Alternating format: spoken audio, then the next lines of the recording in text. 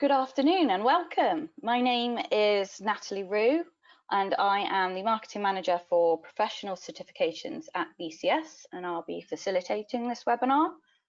Today we'll be talking about what the cybersecurity landscape looks like now and the new BCS Foundation Certificate in Information Security Management Principles. I am joined today by Amanda Finch, Andy Taylor and Patricia Barlow, who will introduce themselves shortly. Just a bit of housekeeping to start with. This webinar will be recorded and available on the BCS website and YouTube channel from next week. You'll also receive a follow-up email after this webinar with a link to the recording. Please let me know if at any point you can't hear us by sending us a message in the text box on your screen. The webinar will last around 30 minutes with a Q&A session at the end. Depending on how many questions we get, the webinar may run slightly longer. So that you're aware, all attendees are on mute for the duration of the webinar, but if you have any questions as we go along, please use the question box at the bottom of your screen and we'll get to those at the end. So without further ado, let's get started.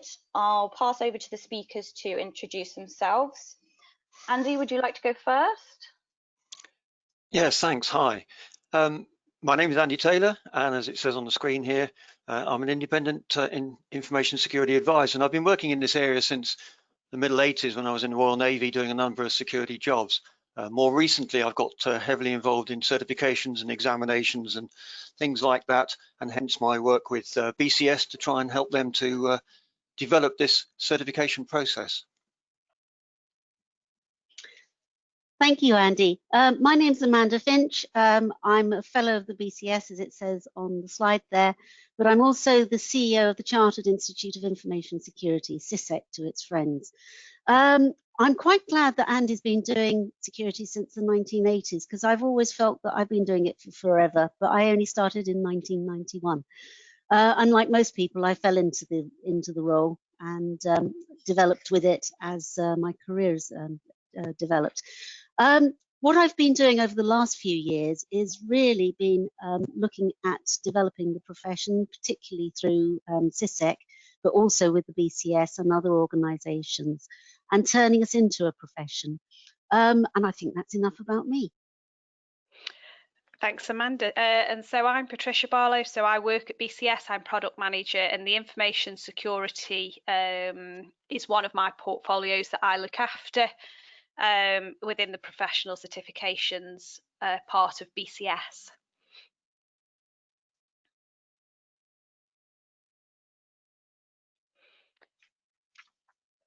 So the first thing that we're going to look at, I think, Andy, if you wanted to give us a bit of a background in terms of what cybersecurity was before lockdown, before the dreaded lockdown that we've all had to go through this year. Yeah, so it's been a very interesting area. I think the history of cybersecurity, of course, takes it back to when it wasn't even called cyber. That's a relatively modern invention.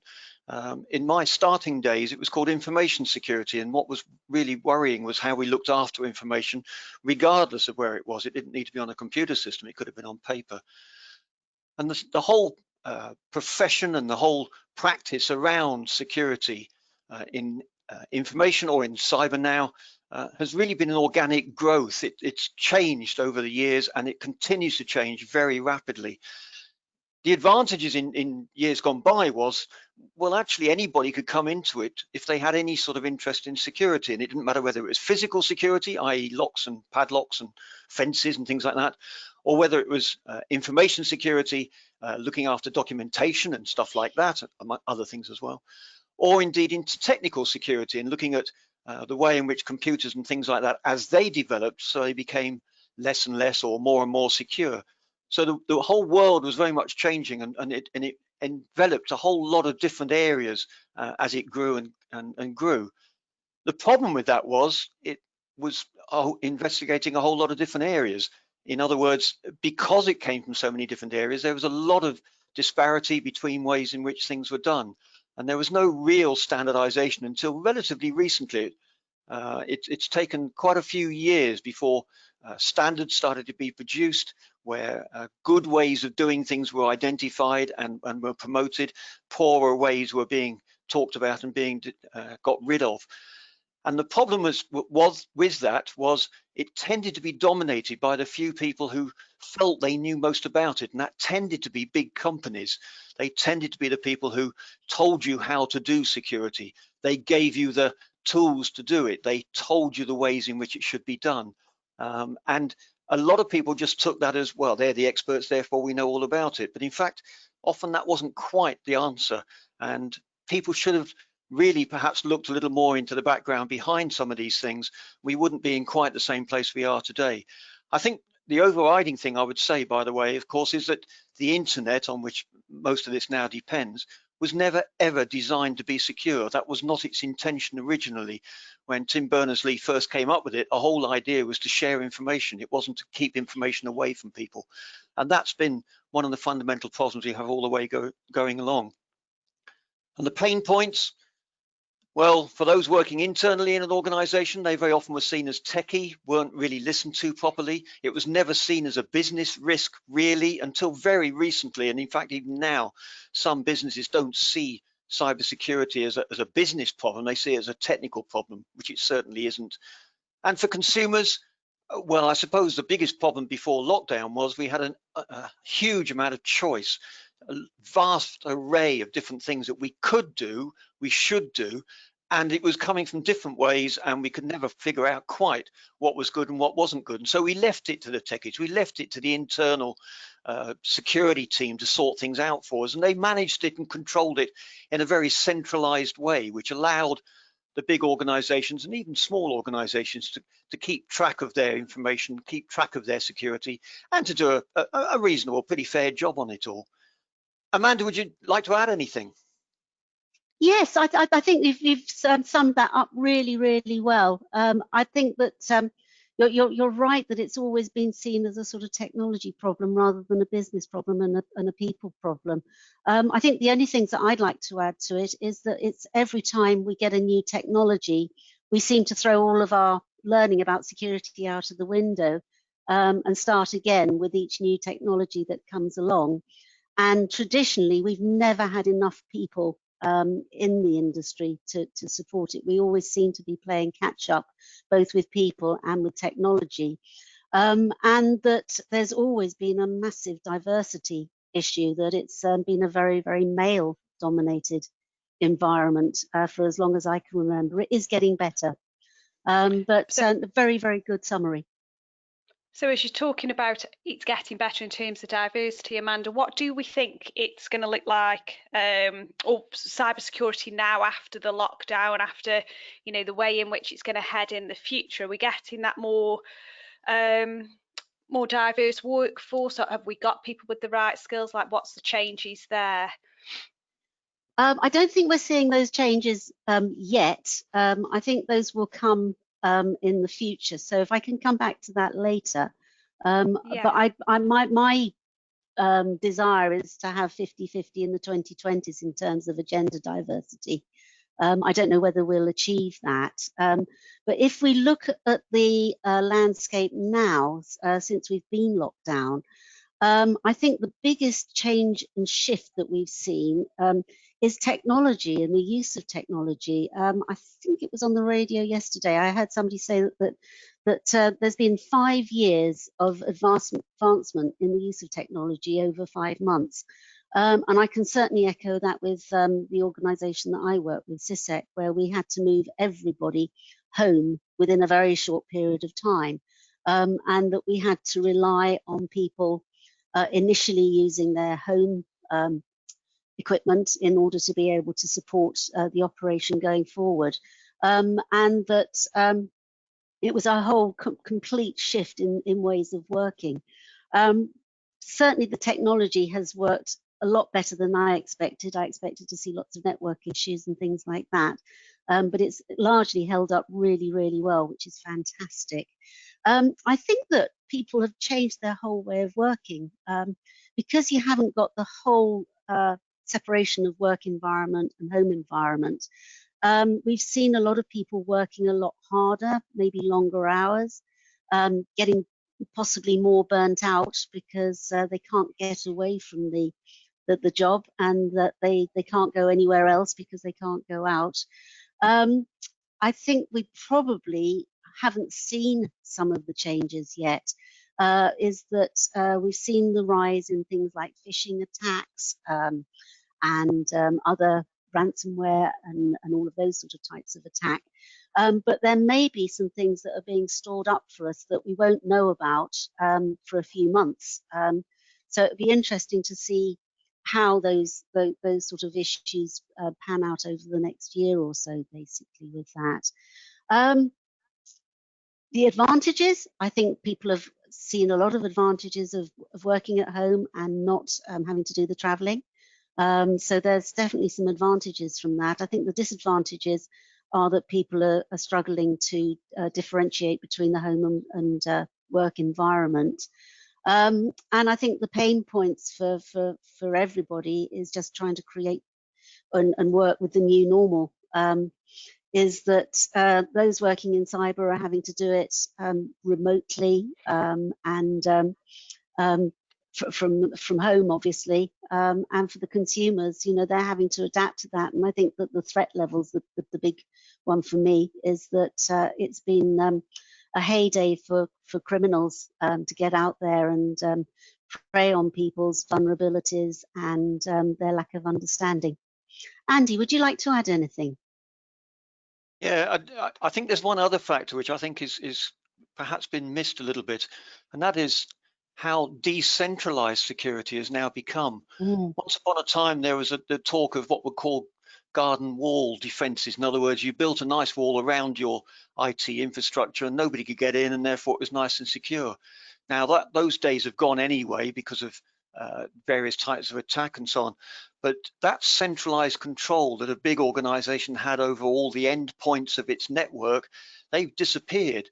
Those endpoints are now mobile phones or tablets in people's homes, and the security of those is much, much more difficult to achieve.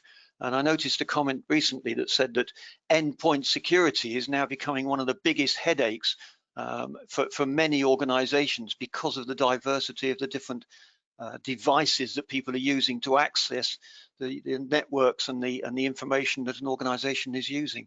It's a challenging time for security, and I don't think it's going to get any easier in the short term. No, it's definitely not going to get any easier. And I think that it's little things like people actually changing the passwords on their routers from the default passwords, and really simple things like that. It's definitely a challenge. So I suppose are we thinking that working from home makes that harder to ensure that we've got the right level of security? Andy, have you got any thoughts on that? Do you think that makes it more difficult? Absolutely, because we're now relying, this is the royal we, big organizations, well, indeed any organization that has its staff working from home has to rely on that member of staff doing the right thing. In the past, if they were in the office, then they were made to do the right thing because the system, you know, wouldn't allow them to do anything else. So now they have to rely on them having antivirus installed, as Amanda says, making sure they've changed default passwords on routers and things like that. Something which they may or may not have bothered about in the past. And I suspect some people who are not IT probably are very scared about doing things like that. So it becomes a real challenge, not least because, of course, there is very limited, in general sense, very limited monitoring of what they're doing at home. I know there's software available and you can keep track of what people are doing and so on and so forth, but keeping track of their security, it's very tricky to do, not easy to do. And clearly there are products to do it, but again, it's a huge investment, and the individuals have to be willing to accept that level of monitoring. And I'm not sure that the population in general is fair to do that. Yeah. Yeah. I think you're absolutely right, and I know what we did within our organisation, which is that we issued everybody with a laptop as soon as we could do that, and we got the laptops locked down so that they were locked down like their owners, basically.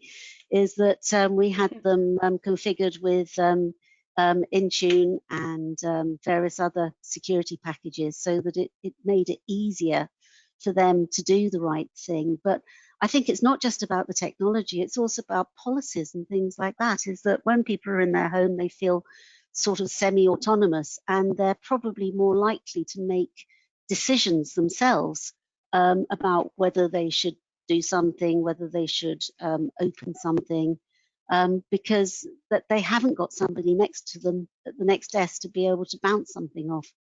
So there's the human factor as well, definitely from there.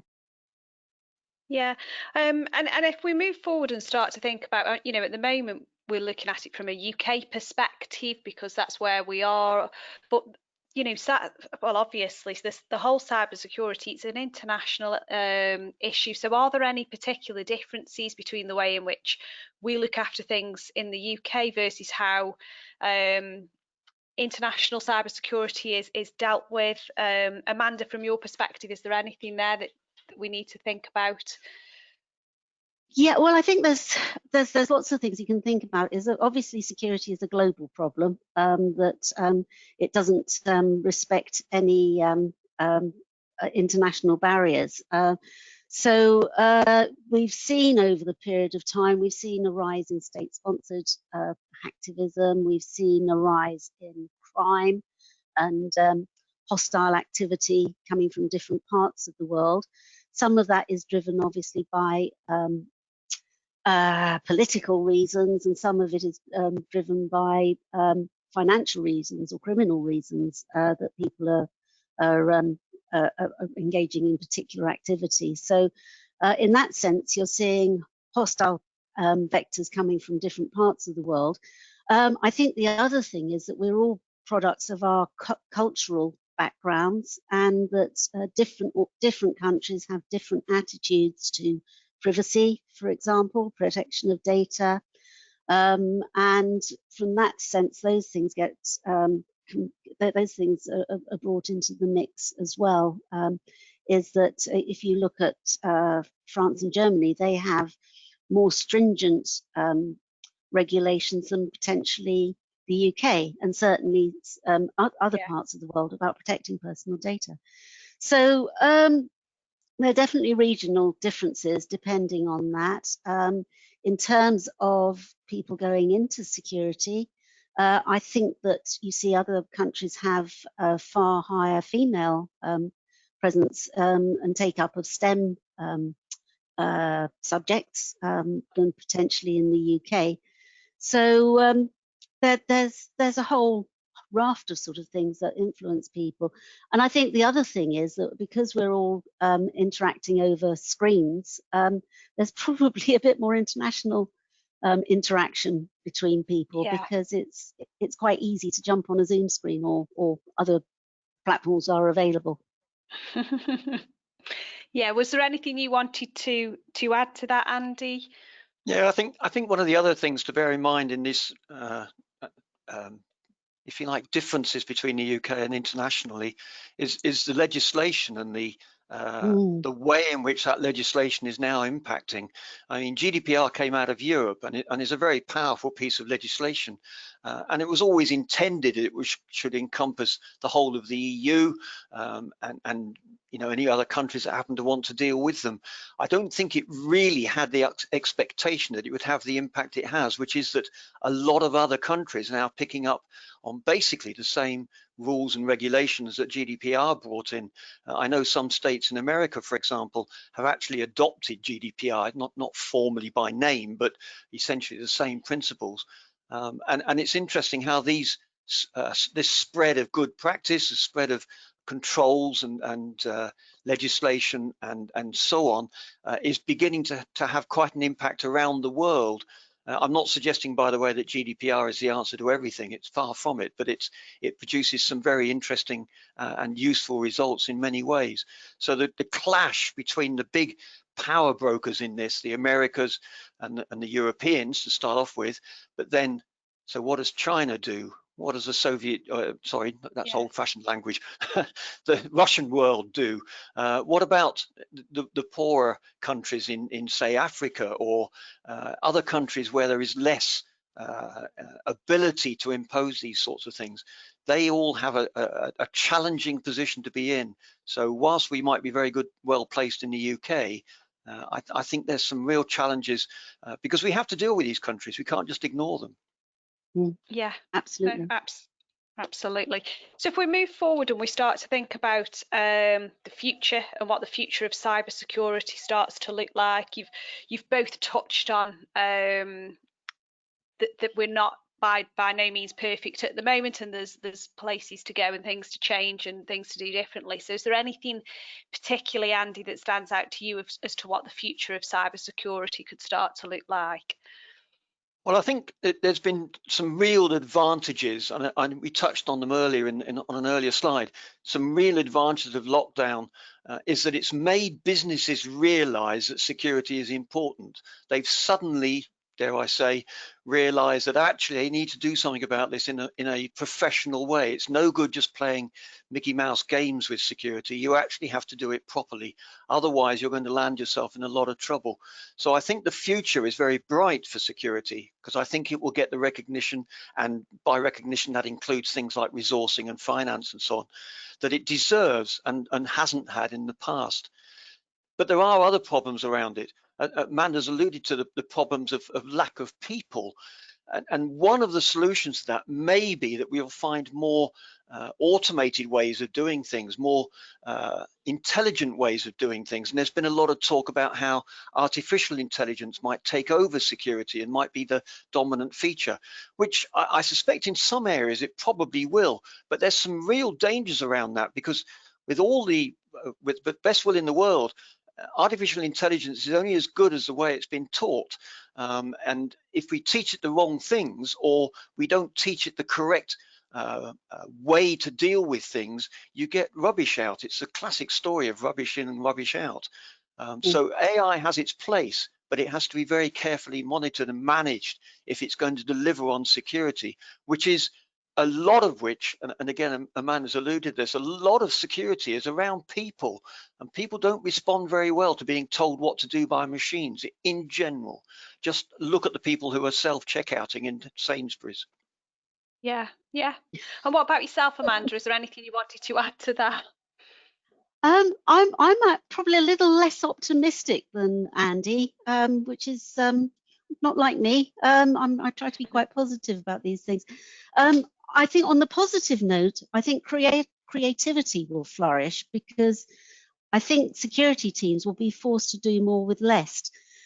Security budgets, we've already seen them sort of come under the cosh with financial constraints. And I think that with the downturn, which we're going to see, organizations are going to have to do more with less. They're going to have to tighten their belts. And we're going to still see the same amount of attacks and things coming through. So they're going to have to be more creative in how they deal with them. And he's already talked about automation. And I think that AI and machine learning is amazing in terms of being able to sort of sift through the absolute massive information that comes in that needs to be looked at. And I think that it will help with that area, but it has to be closely managed, because otherwise you get the garbage in, garbage outside of things. But we're seeing, certainly within my environment that I'm seeing, is that a lot of organizations are seeing global cuts of something like 25% to their overall budgets and things. So that's going to be tricky. I think that there's post-epidemic, there's going to be a whole load of incidents that have been storing themselves up to come out of the work as well. So that could be a bit of a frightener. And there may be some challenges from the ICO that people won't be looking forward to as well, because they're probably having a light touch at the moment, but they may be more stringent as time goes on. But I think that there is an amazing opportunity to actually welcome people into the profession, because the whole job structure across, certainly within the UK, is probably going to change. There are going to be quite a lot of people that need to think about revising their careers. And I think as a profession, we should use that to encourage some of the brightest and the best people into our world. One of the big things for me is that to understand security, you need to be able to understand the business. and what the business is trying to achieve. So we should be welcoming those people into our community, and it could be a golden opportunity to attract some really, really great people. And the other last thing is that I think that travel is going to get cut back amazingly. I don't think we'll ever really have as many face-to-face meetings, so we'll be relying on technology far more for that. And when we do go out, we'll use our time differently. Yeah, I think you've raised some really great points there, Amanda, and Andy yourself as well. And I think with our BCS Foundation Certificate, the CISMP, I think to a degree it addresses some of those things, and hopefully you're in agreement there with the fact that it's not technical as an exam, so it gives a good overview of the information security principles, which enables us to train up perhaps some of the workforce that wouldn't necessarily have previously thought about cyber as such, because they're not from that technical background, but it gives those underlying principles, which enables people to work from home and not press the button, or be aware that if they do download something, there is issues that can come with it. So the foundation certificate that we've got, and especially now it's been refreshed, starts to support with some of that stepping into the career, so changing of careers, and but also gives that more so of an understanding of the principles that sit behind it. I think Andy mentioned earlier about kind of from physical security through to cyber security. Some of those principles still relate all the way through, and that's what our certificate is there to kind of say. Was there anything, Andy? I know you've obviously been really involved in the certificate. Was there anything further you wanted to add there? No, I think you've made the points absolutely spot on. It isn't a technical course. It was always intended to be the principles of information security, as the title calls it. It is about those principles. So it can take in people who are technical, who want to step into security, or it can take people in who are accountants or lawyers or doctors or whatever profession you care to mention, and say, actually, there's some security stuff you need to be aware of. So it doesn't even need to be people who want to work in cybersecurity. It helps people just to understand where security is coming from and why some of the things they do in security have to be done in that particular way. Yeah. So if we move forward and looking again more towards the sort of the BCS certification side of things, who the course is for, I think we've touched on that, haven't we, in terms of really it's to give lots of people, anyone who works I suppose with any form of technology, needs to have some sort of understanding of the security that sits around it, and this course gives those principles, and it enables somebody to either step into potentially a career within the cyber security or the information security world, but it also bridges some of the gaps between what the technical people are telling us to what that means in real life, what are the principles that sit behind it, and so it's a great qualification in that sense. If we then start to think about why we'd want to do it, so we know who the course is for, but then if we think about why we'd want to do that particular certification, it's everything that we've talked about earlier. It's everything that Amanda and Andy have spoken about in terms of being aware of these things is a preventative measure. It prevents some of those issues, and as they've said, as we're starting to work more from home, as we've got more technology, more ways of the criminals coming in, more ways of the information being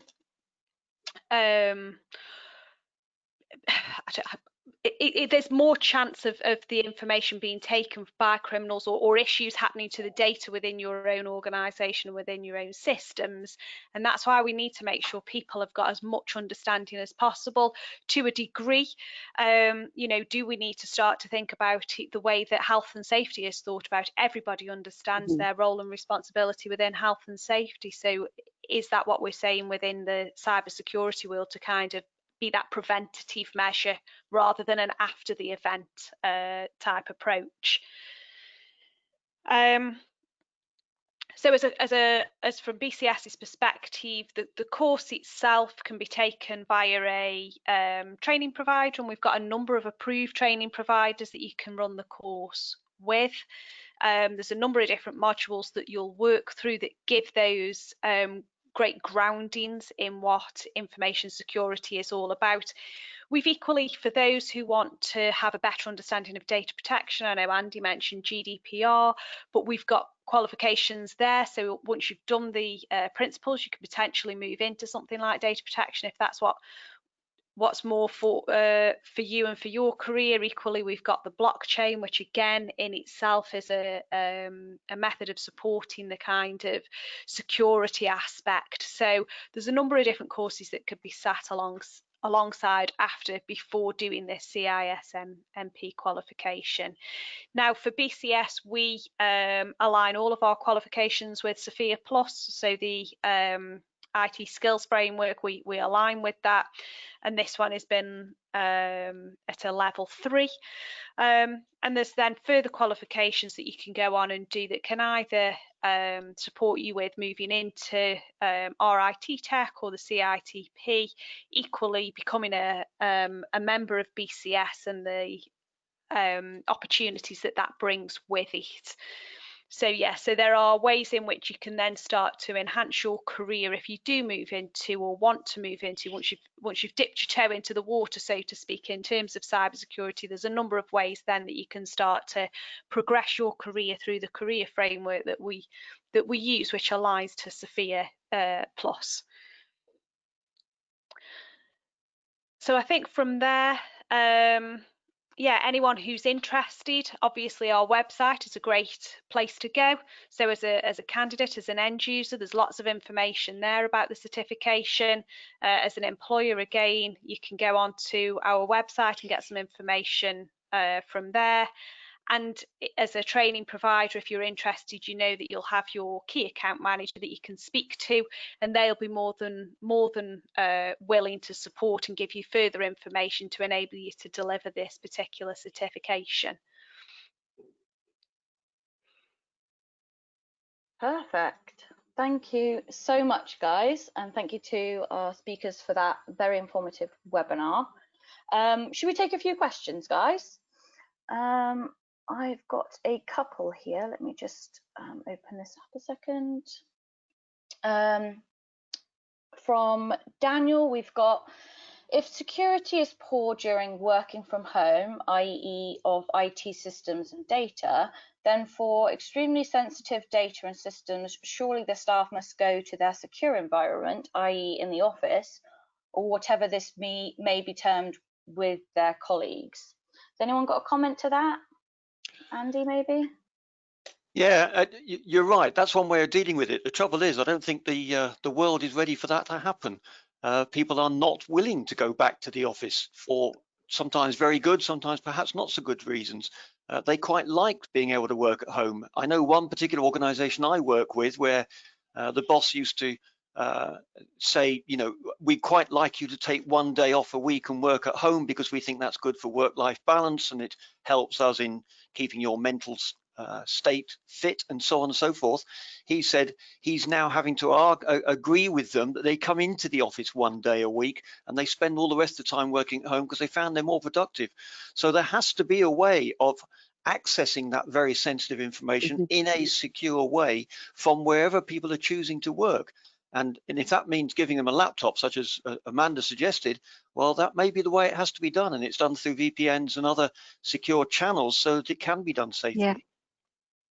We spent quite a lot of time doing this, Andy, when we went into lockdown, because CISEC was largely it was an office-based environment, and we had a couple of laptops for people going out and about, and that we had to basically build secure laptops, and as you say, you know, have VPN sessions and all of those sort of things. So we changed our infrastructure completely in order to be able to work securely. Now, I suppose it depends on the level of security, but you can certainly build secure environments in a distributed environment, and you're going to have to do it, and you're going to have to train people to work securely. So thinking about things like printing and things like that you don't want people to obviously print tons off at home and so on. So it's a mind shift, because people have always been, they say, the weakest link, but they're also the strongest link, because you've got to have people. So it's a mixture of basically people, process and technology to make it as secure as you possibly can. Yeah, there's some good thoughts there, thank you. I've got a question here from Deborah. Patricia, maybe you can help with this one. How do you get your first job as a cybersecurity professional after certification, considering I'm an accountant, she says? I suppose, as with anything, it's never as straightforward, and it won't have been for you, Deborah, to become an accountant either. You get your certificate and therefore you can just walk straight into a role. It doesn't happen like that. And especially at the moment, there's an awful lot of competition out there for those roles. What the certification will do is prove that knowledge, that you've got it, that you've got that understanding, you've got that knowledge. What that then enables you to do is to start to work with organisations, and it may be that you need to start to work in a different role, but show that aptitude towards the role, show that knowledge, and therefore you can start to move into it. Things like supporting people, being part of a network of people.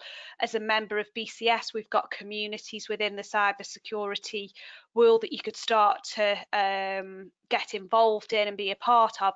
That all goes towards getting a career. It's never as straightforward as once you've got a certificate, you can just move straight in and you've got a job type thing. There's more to it than that, but what the certification will do is it gives you that understanding, and it proves that knowledge that you can then use to support you with that job application and moving into that career. Perfect. Hopefully that answers. Can you add that we do know that there are several very large employers in the UK who use this certification as their basic security information system. In other words, everybody coming into the organisation who's going to have anything to do with security, regardless of what their background is, and that includes all the different areas, including marketing and accountancy and law and so on and so forth, production and so on. They use this certification as that grounding that everybody gets. So having that already makes you a very attractive employee, and that may be one way in which you can start to get into those sorts of jobs that Patricia was talking about. Yeah, thank you, Andy. If everyone's okay, just for a couple more minutes, I've got a couple of good questions here I think you'd be interested in. Another one for you, Pat. How does this certificate compare against other certificates? For example, SSCP from ISC2 and CISSP from ISC2 as well. How does it compare? Yeah, without having all of their information in front of me, I can't give a kind of line by line comparison. Sorry. But what I can say is ours is aimed at that non-technical person. It's aimed as an overview, and it's all about the principles. It is UK based due to the fact that we're in the UK. However, it does also align to some of the international, so we've kept it so that it can be used both within this country and external to the UK.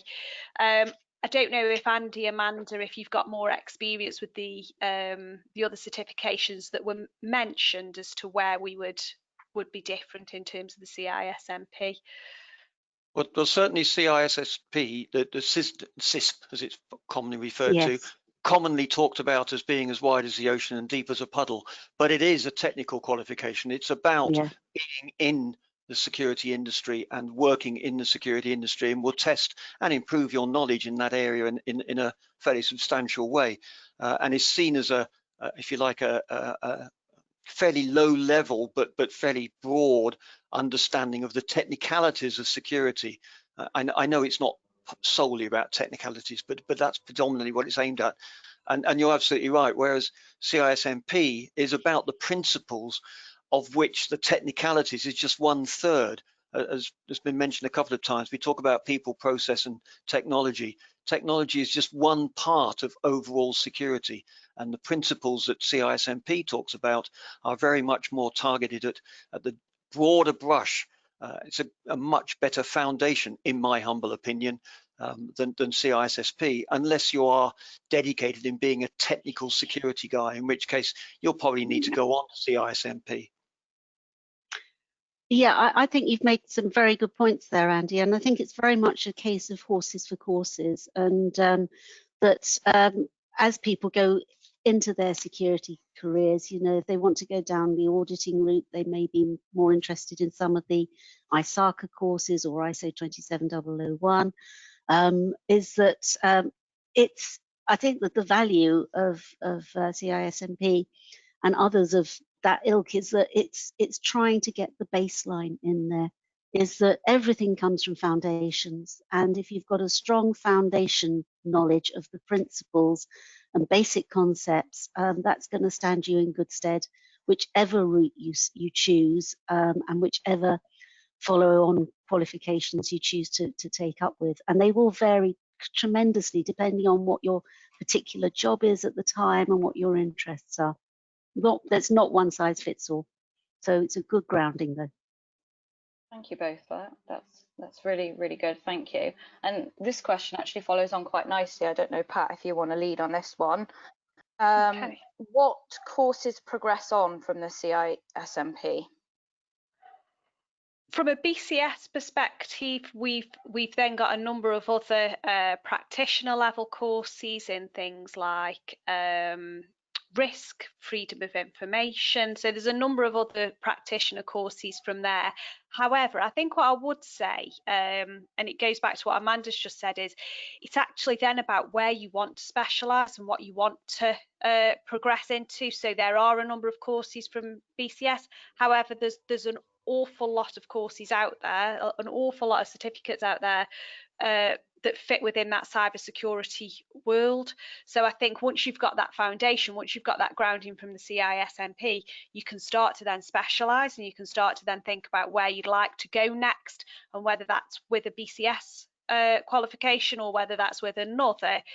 It would be about working through where you see your career going, but there are lots and lots of qualifications out there that start to give more, I suppose, specialist understanding as you get higher up the levels. Yeah. Perhaps a little mini advert here. Both Amanda and I in the BCS, all of us are involved in the development of a cybersecurity council. And one of the requirements of that cybersecurity council is to try and make sense of this vast array of qualifications and certifications, and try and help people to understand where they fit, what sort of career structures they might fit to, what sort of pathways you might choose to follow. So I think it's accepted that at the moment the landscape is a bit confusing, complex, whatever the word might be, but they are taking steps to try and sort that out, so that in the not too distant future there will be an organization who helps to arrange those qualifications and certifications in some sort of pseudo-logical sequence, let's put it like that. Yeah, and sort of show indications of pathways that people can follow, because at the moment it's a bit like alphabet soup out there. That there are so many I's and A's and S's and P's and things like that. You could, you know, it's alphabet and spaghetti, basically, with it. So it's not easy for people starting, which is why it's good to get a good foundation course under your belt. Yeah, absolutely. Yeah. Okay, I'm going to do one more question, and this one is quite interesting. This is from John. Can someone talk about the supposed Huawei security threat and how international cybersecurity can prevent another Huawei-like COI from running rogue, and if they truly exist? Right. Is that a bit deep? Who's going to pick that one up? Andy, you or me? Go on, I'll have a go. The problem with Huawei is an interesting one and a complex one, and I know there have been some blogs and some articles written on the BCS website, indeed by one of our colleagues, David Sutton, who wrote about it when it first became apparent a little while ago. The problem has grown because there haven't been international standards that everybody's complied with. And secondly, technology is moving so far forward so fast that it's very difficult to keep track of it and to keep security in mind. It was added to the problem because what happened was that when Huawei did a few things, they didn't really tell people what they'd done, and it all became a bit too hidden and a bit too secretive. And so they ended up with designs of systems that couldn't be regularly checked or easily checked by people like GCHQ and the like, to ensure that they weren't doing anything untoward when they were put into very sensitive areas. And the 5G network is bound to be a very sensitive area one way or another. I have to just add, though, a personal view, and I may be shouted at for this, but I think there's a large deal of politics involved in this rather than just security. I think there's a certain amount of protecting their own industries in the countries affected rather than just saying it's all down to security. So I think we have to be a little bit careful how we judge some of these things. Yeah. I think what I would add to that is that there's an old expression in security, which is trust but verify, which probably means that there's no trust at all, is that you need to take advantage of technology as it comes through, well, as it becomes available to be able to stay ahead or keep pace with the market. So we need to use the Huawei stuff to a certain extent, but I think there's a whole thing about protecting your crown jewels, and you need to think about where you use particular technologies and the trust that you've got in them. Okay, thank you. Okay, I think we'll finish there. So thank you for joining us on this webinar today, everyone. For more information about the new BCS Foundation Certificate in Information Security Management Principles and all of our other cyber certificates, please go to bcs.org. Thank you, everyone.